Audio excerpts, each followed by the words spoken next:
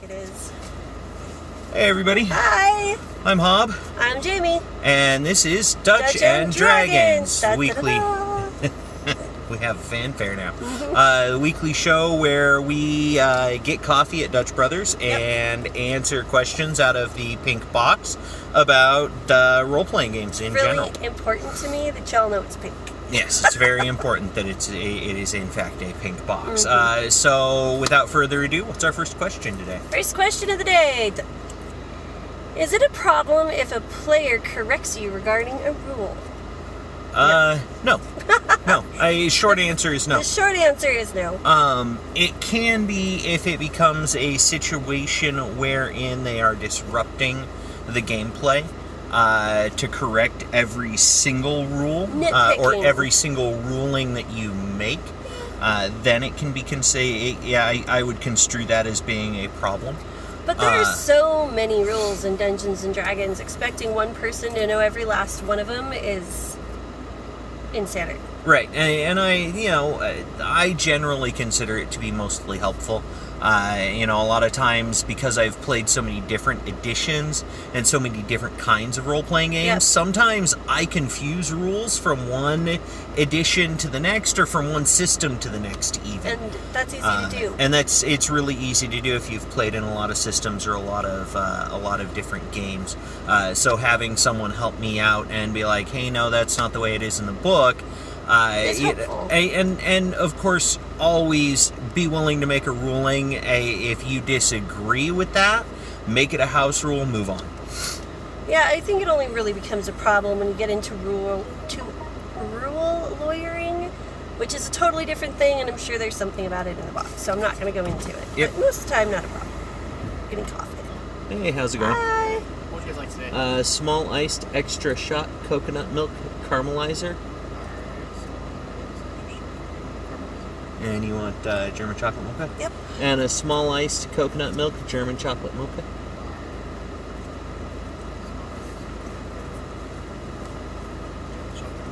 Yep. Anything else? No, that's it. Alright, $10.70 for today. We're gonna do cash. Alright, take that for you, okay? All right, cool. Thanks, man.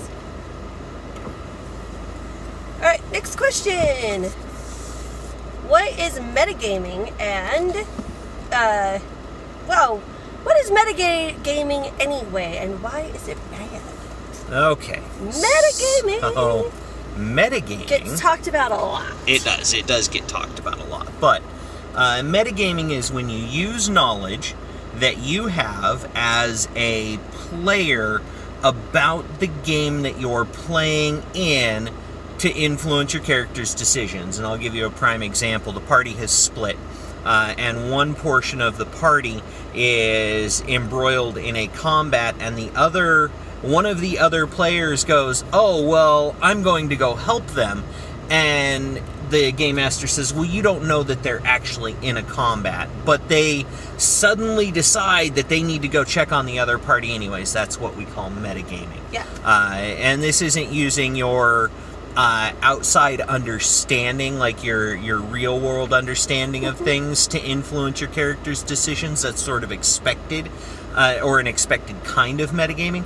We're talking very specifically about using knowledge about the game that you're playing at the time when your character would not have access to that knowledge. Yeah. That's metagaming, and it's not inherently bad. It can be problematic, but it's not like the most common kind of metagaming that I run across is the players have hit a village and they're trying to find information, and one of them goes to the pub and the other one goes to ask the locals questions, and the people at the pub hear a little bit of information at the locals that's relevant to the questions they're asking, and then go, oh yeah, well what about this? And I'm like, no, your character doesn't know that. They're nowhere near this other group to have heard that. And so it can become problematic in terms of separation of information,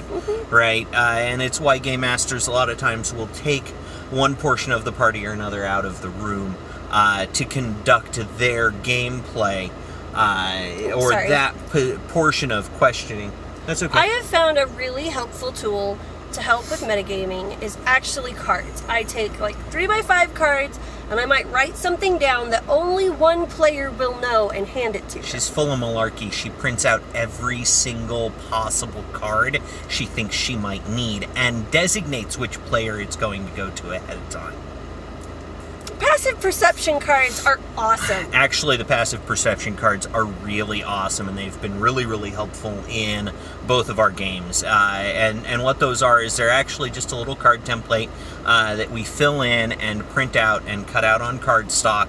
And we use those for providing general information that the players might not otherwise think to ask for. For example, if you have a cleric that is walking into a town, and the town is heavy with holy symbols, I know what kind of cleric my player is playing, and I know whether or not that cleric will recognize those holy symbols. So what I do is I slide them a card that says, this holy symbol to this god is all over this town. It's something that they would know and notice and make note of because it's important. But I don't have to say, but I don't say it at the table for everyone else. It gives them some information that is specific to their character in a situation in the game, which then they can choose to share with the rest of the group however they want, or maybe they don't share it at all. But the main reason that metagaming is bad is because it breaks that suspension of disbelief or game immersion when you have players who are jumping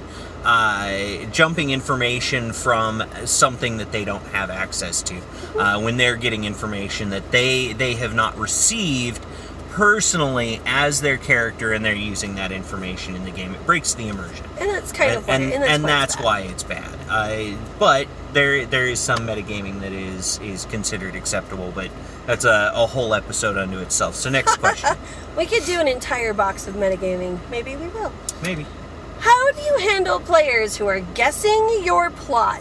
Yay! I love it when players guess my plot. I think it's fantastic. I think it's great. I think that if a player has gathered enough information to have a really good idea of what's going on, and they can express that to the party in character, I think that's freaking fantastic. I love smart That is like players. the best thing in the whole wide world, because it is a compliment to my game, because it means that I have provided them with enough clues to actually piece together what's going on. And they're interested enough to bother. And they're interested enough to actually bother with piecing together what's going on.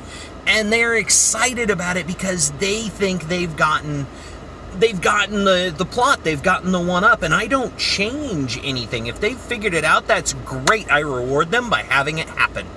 Oh yeah, I love because it's awesome. It's perfect. It's engaged. That's what really you want. I do like it when they guess plots. Yeah. I want them to guess the plots. I want them to thwart my plot. I want someone to be so involved in my game that it becomes like figuring out who Jon Snow's parents are. Like, it's a passion. I love it. Yes. I would love that, yeah. No spoilers. No spoilers. I'm not saying anything about it. Just saying. All right, next question. When did you start playing D&D? So I think we've had this one before, but... We touched on it, yeah. Yeah, I started playing when I was in junior high. I met a friend who lived in the same apartment complex I did. I went to the same junior high that I did, actually. And his older brother was a dungeon master, and they played all summer long. We literally spent the entire summer playing Advanced Dungeons and Dragons. Not even second edition, first edition Advanced Dungeons and Dragons. So that was back in 1992 or 93, somewhere around there. I have no idea. Hey guys, how you doing? Hey. Good. Awesome. Did you guys have the blended Rebel sampler? No. No. Caramelizer and German chocolate mocha. Yes, with coconut milk and both. Yes. Got it. That's us. Cool. So 1070 right there.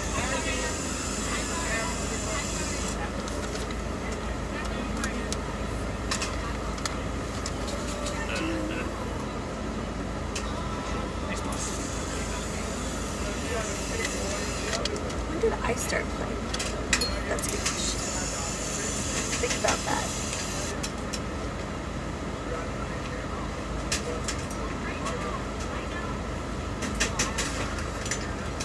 Yeah, I know when I start. 30 cents right there. I'm also gonna need a 10 back. What was I that? gave you $21. Let's see what you did there.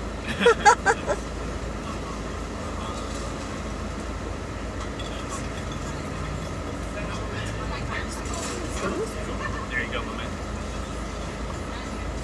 Should be the medium caramelizer with coconut milk right there. I asked for a small, That's cool. Small one. I take it.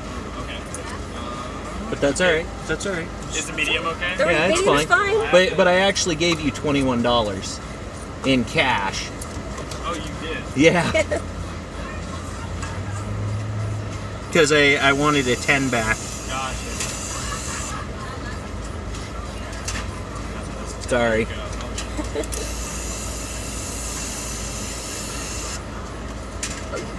Okay, then I have that small one right there. There you go.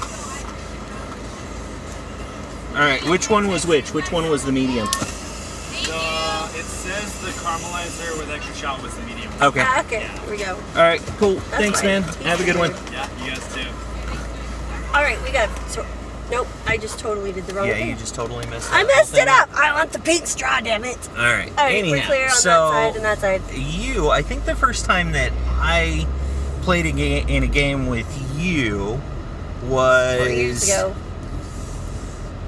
No, it No, was 5 longer than years that ago. It was like 5 years ago. 5 years ago. Yeah, we've been playing together for 5 years. Before I started playing with Hob, I never played consistently. Like, I was not I played in games here and there. I played with some really cool games, but never anything like week to week, just one shots here and there. So, I have been playing for at least 10 years, but no longer, maybe about 14, but nothing consistent until about 5 years ago. So I didn't start DMing until 4 years ago, 3 years ago. I think it's 3 years we've been playing with our group. Mhm. I don't know. I lose track. I do too. All right, do you use props in your game? Do we use props in our game? Sometimes. Sometimes. I use not. photos more than actual physical props. Yeah, flavor photos or inspiration photos. Occasionally, I might make up an actual like letter or something like that. If I feel like it's important for it to be a prop. For the most part, though, we've kind of switched to using a virtual tabletop and using handouts within the virtual tabletop. I for love most it when of my our stuff, players and then bring props, though. And yes, I've had that happen. bringing props, and then we use like item cards and that kind of stuff because the item cards make it easy for our players and us to kind of track what they have on hand. How do you signal that a fight is too much for the party to handle, or how do you encourage your players to retreat? I don't. Yeah, actually, yes, I don't, but sometimes putting an unbeatable fight in front of your players is a great way to end up with a TPK. Yeah. Which is total party kill. And that is not an ideal situation, but I will put a fight in front of the players and give them the tactical option of being able to retreat. But I don't believe in the unwinnable fight. I really don't. I believe that sometimes you will face enemies that are absolutely beyond you, and it is up to you as a player and as a character to decide what that is. Yeah. So if you go down fighting, you go down fighting based on entirely your own decision-making process. Because I don't want to influence that. I feel like that takes away player agency. But I will put a fight in front of a player that is way, way beyond the party's ability to handle. But that doesn't mean it's unwinnable. It just means it's not really in their best interest to fight that fight. Now, I have done things where there are epic monsters in my world, and if they have the right magical items, yeah, the fight's winnable. But I will also, once in a while, I will do something like, if there's a ranger in the group, I will slide the ranger a card that says, you're not too sure about this. You feel uneasy about the idea of this group taking on this monster. Now, whether the ranger can convince the rest of the group of that or not is all on them. And sometimes the ranger can, and sometimes they try to go find and fight the ancient flippin' ice dragon of doom and destruction. And that happens. And it sucks when that happens because, yeah, TPKs happen. Yeah. It's going to happen. And for the most part, I feel like we've been really fortunate that for the most part our players have not experienced a TPK. Now, that's not to say that they haven't gotten their asses handed to them a couple of times. And they have had characters die. And they have had characters die, and sometimes rather perfunctory, with no ceremony, pomp, or circumstance, one-shot dead character, and they go, "What happened?" Well, this fight was tougher than you expected. That was not okay. Yeah. Yeah. So the short answer is I don't normally tell them, "Oh, you should retreat." I just kind of go, "Well." I mean, I give them in-game clues as to the toughness of what they're going to go up against. But I don't tell them now would be a good time to retreat. No, I don't do anything like that. By the time they've figured out it's time to retreat, it's probably too late anyways. Yeah. So, next question.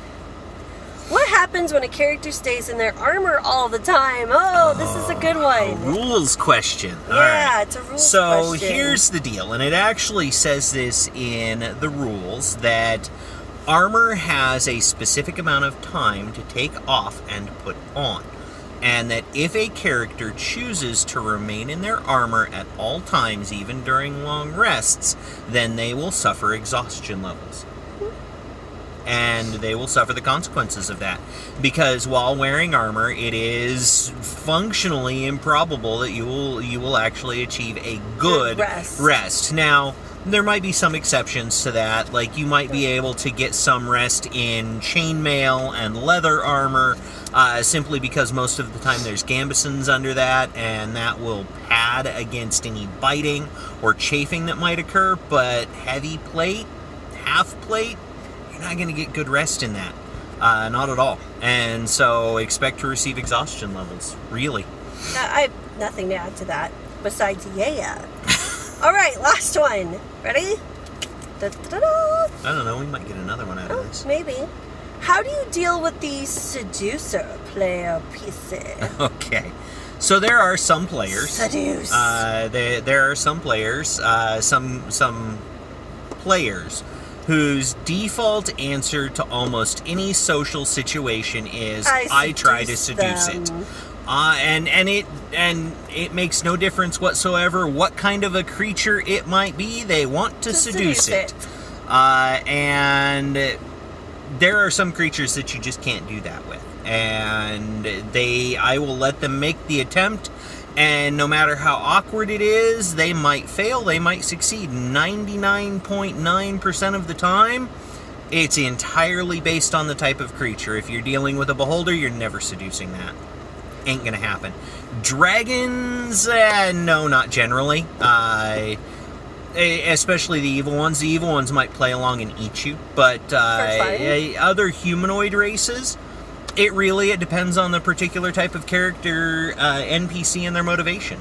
See, and I think that if you have a character like that, who's always, have it not be the best idea. Do a little sleeping with the enemy. They managed to seduce the person, but now they are constantly stalked by them. And there's that too. They have decided that this is now their boyfriend or girlfriend or dragon friend, I don't care. But they've decided now that they're a couple, and they follow them, and they get cronies to follow them, and they're sending them flowers, and there are consequences to that kind of obsession. Make it a plot point if you can. An obsessive wizard. Or a powerful wizard that is now obsessed with your barbarian player. I mean, that could get tricky fast. Could get very tricky very fast. Yeah. So, actually, we did run out of time. So, As always, thank you for joining us. If you enjoy what we're doing, if you like our show, please click on the subscribe button below and click the little bell. Ding, ding, ding. And we have sound effects. I well, cannot have too many sound effects. Very high quality sound effects. Right. Click on the little bell so that you get notifications about when we post new videos. As always, we would love to hear from you. Tell us what we're doing right. Tell us what we're doing wrong. Ask us questions in the comments below, and we will respond to them in kind. Once again, thank you everyone for joining us, and have a great day. Have good adventures.